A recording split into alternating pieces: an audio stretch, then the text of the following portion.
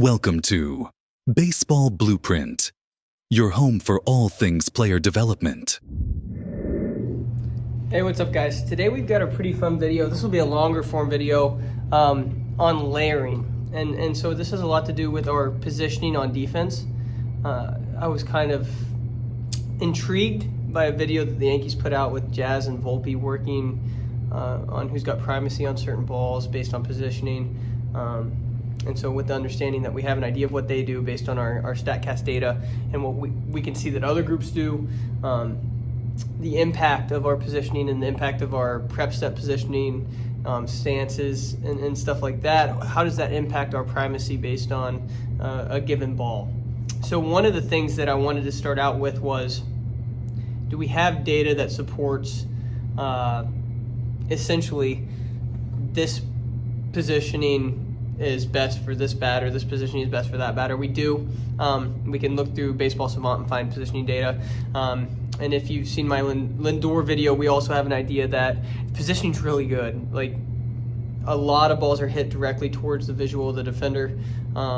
So from a location standpoint, it looks like in general, there's not a whole lot of variation across the board from a positioning standpoint. Now what they do from there's a lot of variation. So what you're seeing on the screen here, this is just an older, I used to mess with this when I was in high school, but this is it's almost like a scroller where, think like OG Baseball Savant, where we can look at batted ball type, and we'll pick ground balls here, and you can change it from batter to batter.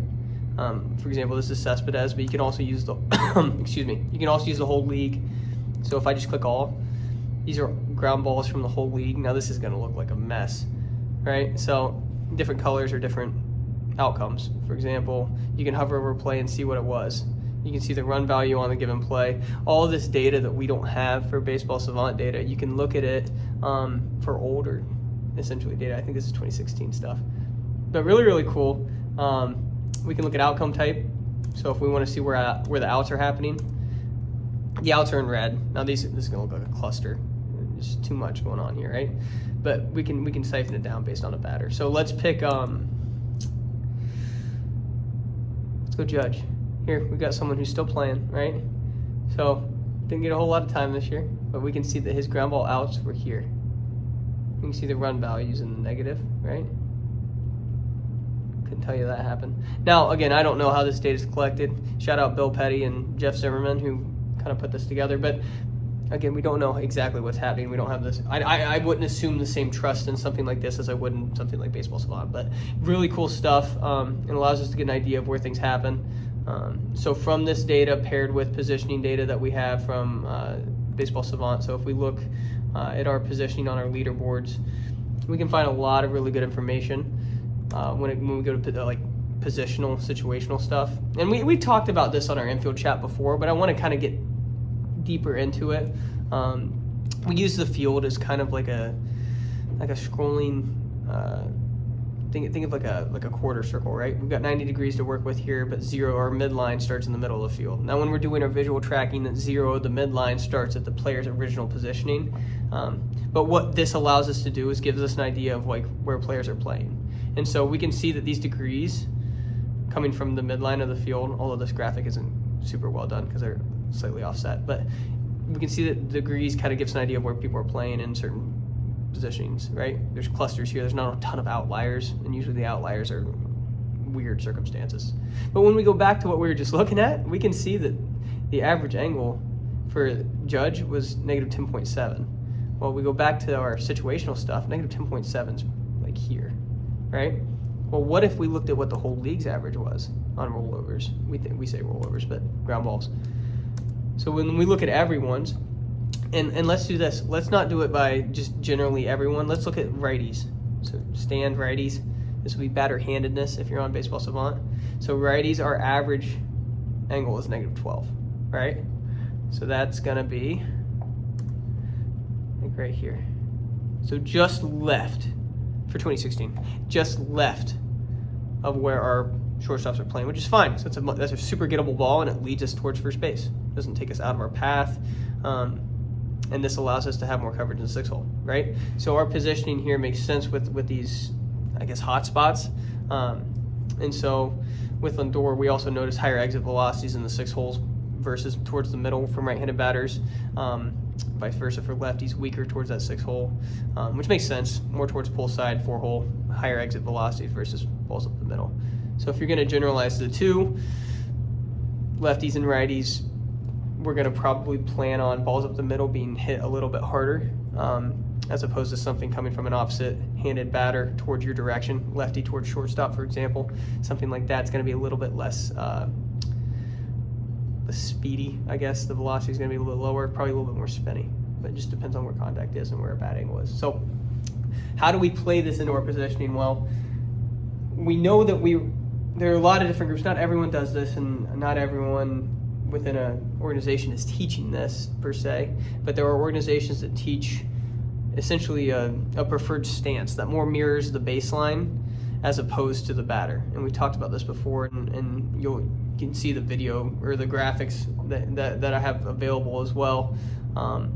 They should be on the screen now. But one of the things that I want to look into is how do these layers impact our primacy? Because you've got to expect that because our stance is different, our expected ground coverage should be different, right? So when we look at what's happening statistically, and I hate to keep going back to the analytics of it all, but it does help support the idea.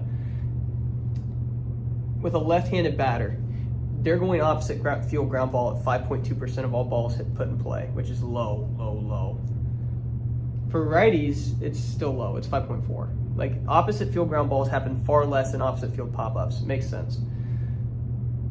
But with that, where our hot spots, I think pull side hot spots are way easier to make sense of, and way more important to make sense of versus opposite field hot spots, because that lower exit velocity usually gives us more time to range, as opposed to something stung really hard towards pull side. But again, where can we find these hot spots? How drastic do we move with these? What areas do we leave open depending on certain scenarios?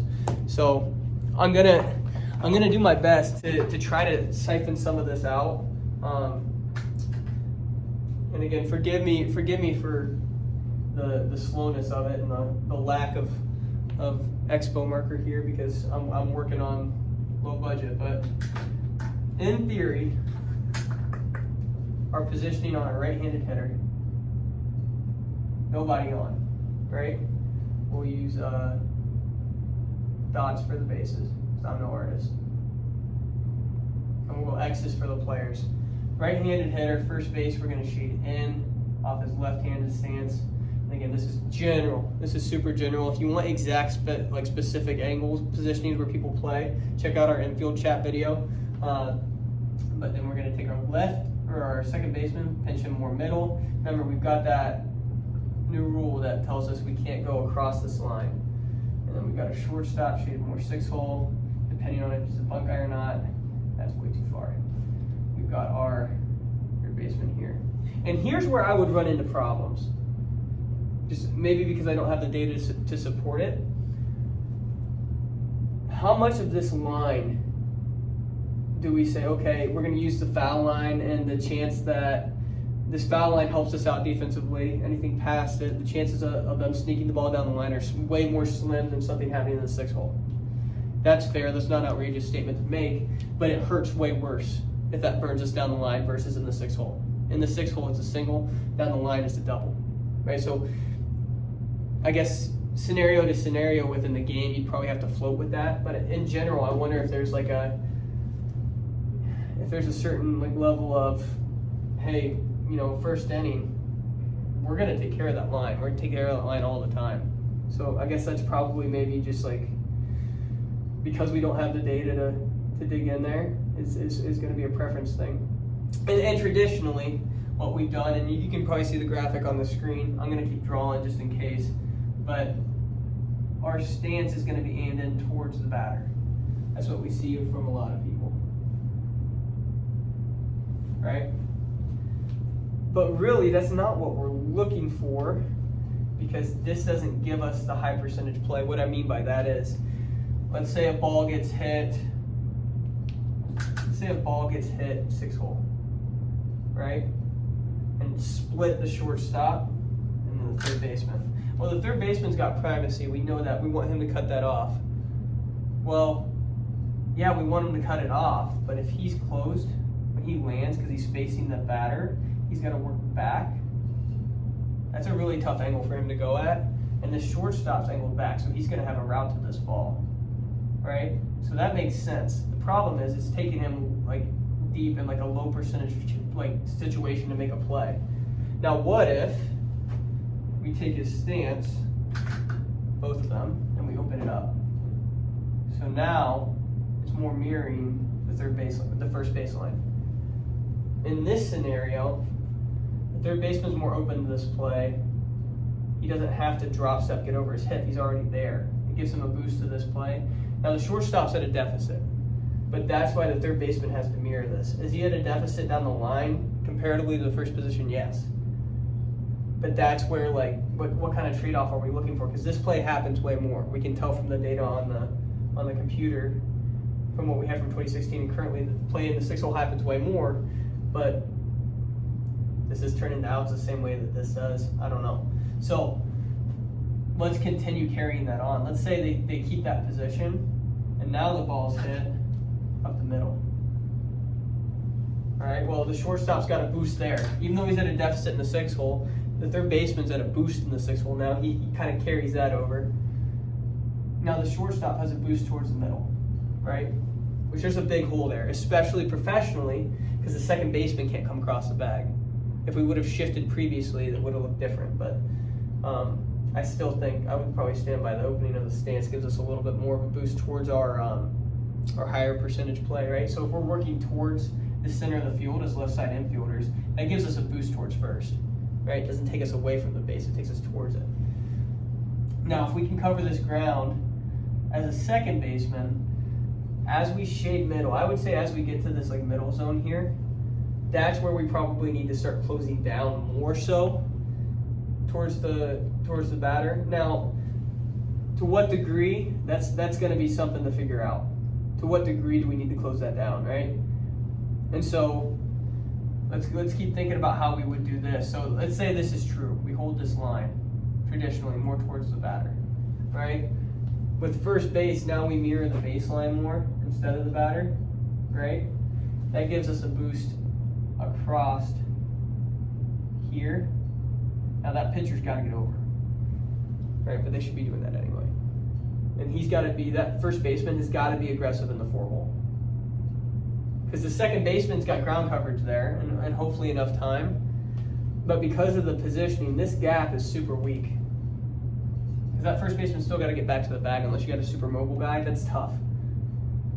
And I guess that's another trade-off too, is how much do we sacrifice with first base. Now we know that this gap is going to be open. Super low percentage play that happens super rare. But this 4-hole is dangerous, and I would almost venture to say, and there's data that we have on our infield chat where that first baseman in a right-handed position is sitting pretty hard in that 4-hole just to cover that ground. Now he's shallow. He's not playing with the same depth that a second baseman would play because the return to the base would take too long. But he's got the angle covered.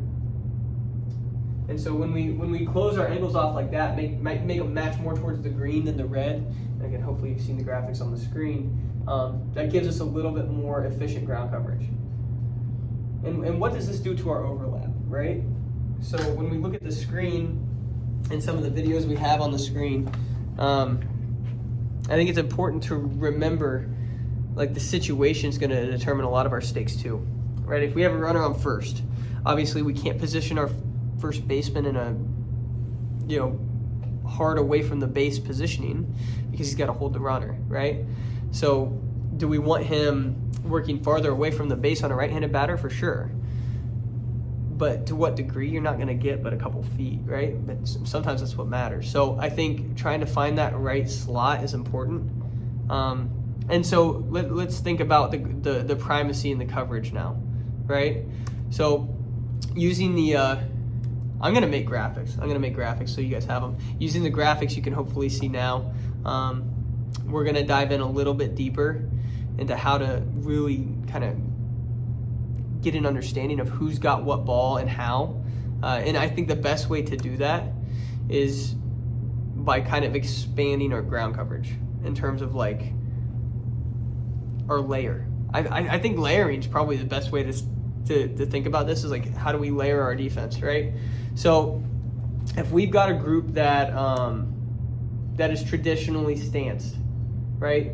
Let's go ahead and make the assertion that the positioning that we're seeing from most major league groups is ideal. Let's say this is our ideal positioning, and maybe the small 3 feet, 4 feet adjustments that we see from organization to organization isn't so drastically heavy when it comes to efficient ground coverage.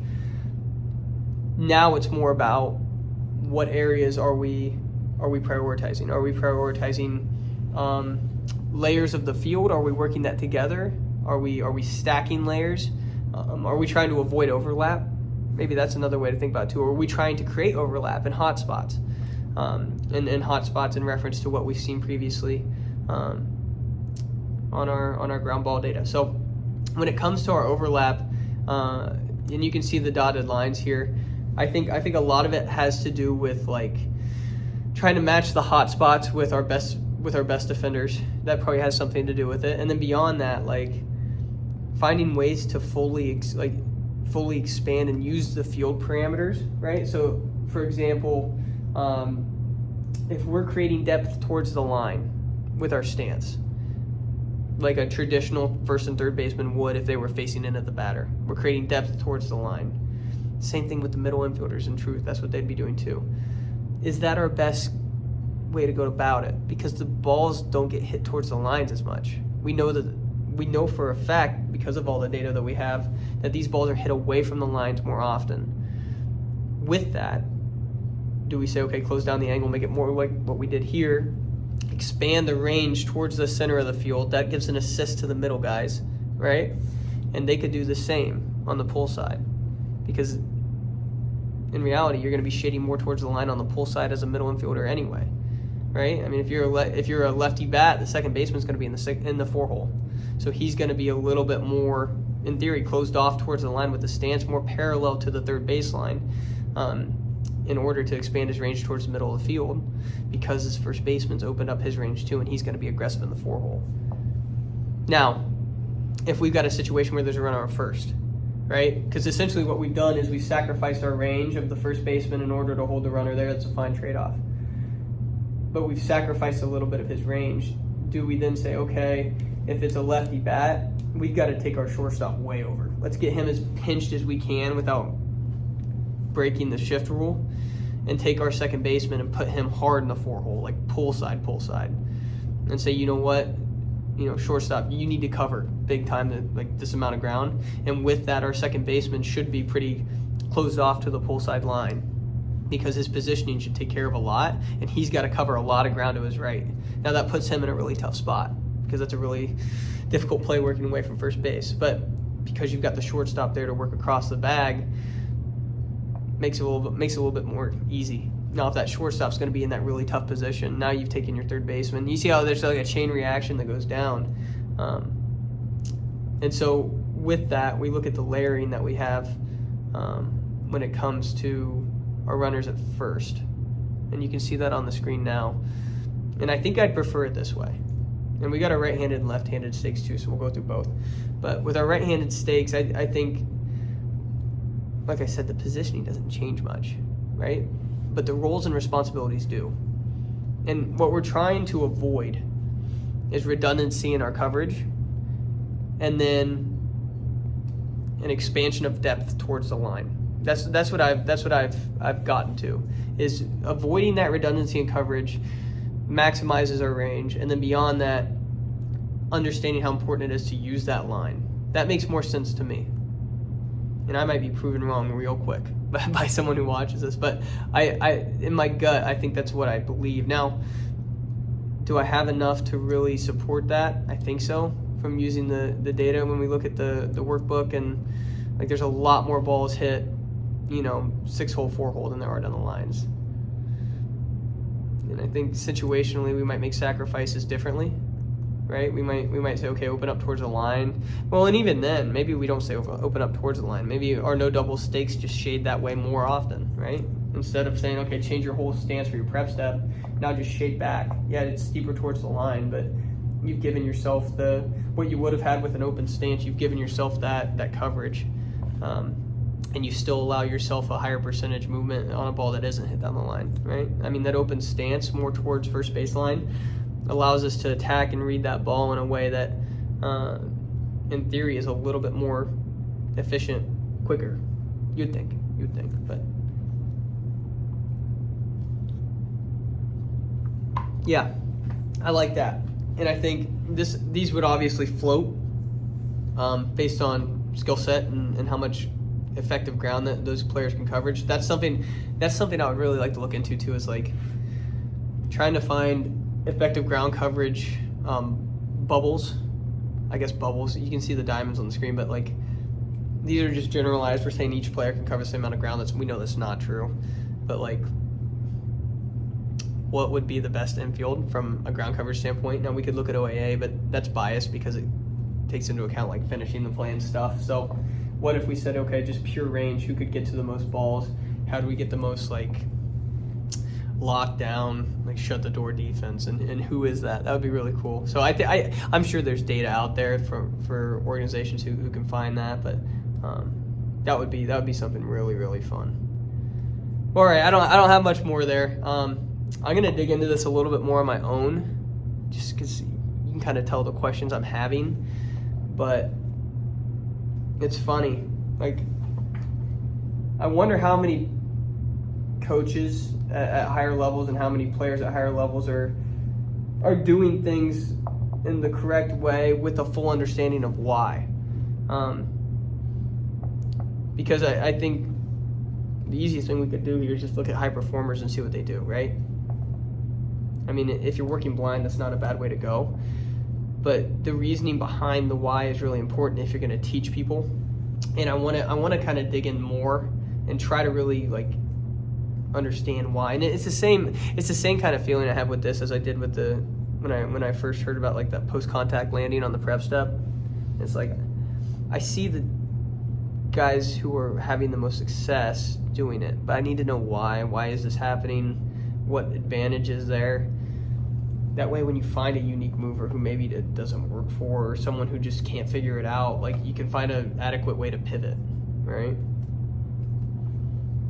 Okay, I'm gonna keep digging on this. Let me know if you have any questions, insights, anything like that. They would be much appreciated. Yeah, that's it. If you want to see more, make sure you like and subscribe. Check out our infield and base stealing communities on X. Check out the Baseball Blueprint podcast. We got episodes coming out every week, 2 weeks, depending. So yeah, just let me know if you have questions too. Reach out. Pretty easily accessible. So, alrighty, y'all. I will talk to you later. Peace.